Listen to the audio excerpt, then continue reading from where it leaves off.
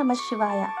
శివరాత్రి కథ గురించి చెప్పుకుందామా ఈరోజు? అమృతం కోసం సాగర మదనానికి మందర పర్వతం కవ్వంగాను, సాక్షాత్తు వాసుకి పామే తాడుగాను సిద్ధమయ్యాయి.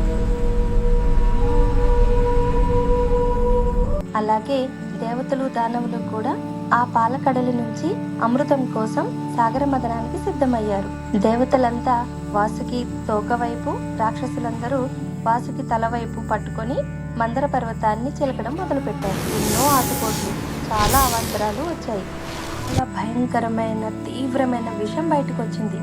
ఆఖరికి రాక్షసులు కూడా దాని ప్రభావాన్ని తట్టుకోలేకపోయారు. ఆ విషజ్వాలలు విశ్వమంతా వ్యాపించసాగాయి. ఈ విష ప్రభావాన్ని శివుడు మాత్రమే తట్టుకోగలడని దేవతలందరూ కలిసి శివుడిని ప్రార్థించారు.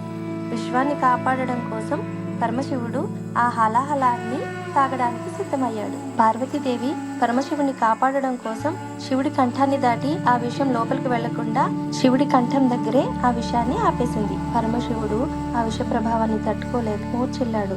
దేవతలందరూ శివుడు త్వరగా కోలుకోవాలని ఆ రాత్రంతా పరమశివుడి కోసం ప్రార్థిస్తూనే ఉన్నారు. ఎన్నో సపర్యలు శివుడికి చేస్తూనే ఉన్నారు. సూర్యోదయానికి పరమశివుడు కళ్ళు తెరిచాడు.